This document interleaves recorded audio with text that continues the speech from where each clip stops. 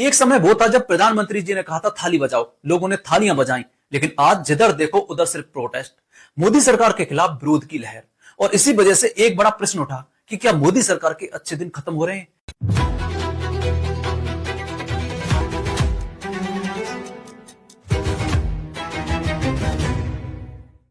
क्योंकि चारों तरफ विरोध की आवाजें सुनाई दे रही हैं। लोग पूछ रहे हैं कि क्या सरकार जनता की बात को इतना अनसुना कर चुकी है कि सोशल मीडिया से लेकर सड़कों तक, संसद से लेकर प्रधानमंत्री के आवास के बाहर और बॉर्डर तक हर जगह लोग अपनी नाराजगी जता रहे हैं।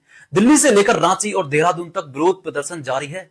क्या सरकार इस गलतफहमी में आ गई है कि नौजवानों के साथ भी मनमानी कर सकती है, किसानों के साथ भी, विपक्ष के साथ भी, और अब सभी मिलकर सरकार के खिलाफ आवाज उठा रहे हैं? या फिर पंजाब और उत्तर प्रदेश के आने वाले चुनावों को देखते हुए छात्रों के मुद्दों को सामने लाकर एक नया राजनीतिक दांव खेला जा रहा है?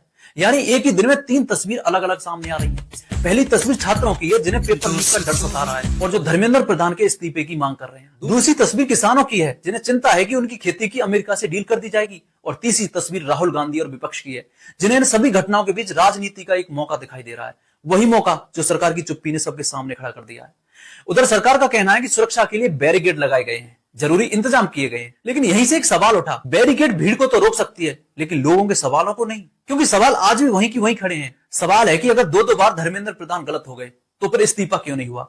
अगर सरकार मान रही है कि पेपर लीक के दोषियों पर एक्शन हुआ तो फिर मंत्री साहब अपने पद पर रहते क्या? और अगर गलत था तो फिर बच्चे जब मांगने गए तो झड़प क्यों हुई? आज जंतर मंतर पर छात्र बढ़े, ताकत ज्यादा बड़ी दिखाई पड़ी, सरकार को ज्यादा और चैलेंज किया गया। और वैसे भी यह इस देश का कोई नया पैटर्न थोड़ी है। आप पुराना भी देख लीजिए, किसी भी आंदोलन को जिसे रातों रात हटाने की कोशिश की गई हो, अगली सुबह दोगुनी भीड़ मिली।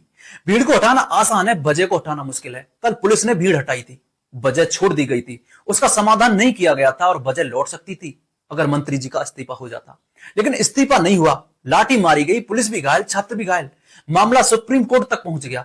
कल तक जो कहानी दिल्ली की कहानी थी आज पूरे देश की कहानी बन गई। मतलब आज रांची में छात्र सड़क पर हैं, रायपुर में बारिश के बीच प्रदर्शन चल रहा है, बेंगलुरु से लेकर गुवाहाटी, शिलोंग, विदेशों से भी हर जगह सपोर्ट की तस्वीरें आ रही हैं।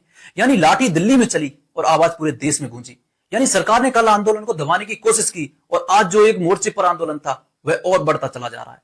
अब सीजेपी के प्रेसिडेंट कहते हैं कि मार्च होगा, किसान कहते हैं बॉर्डर से नहीं हटेंगे, कांग्रेस कह रही है जब तक आंदोलन तब तक धरना, और सरकार के पास सिर्फ दो रास्ते हैं, फिर से लाठी दीजिए या बातचीत कर लीजिए।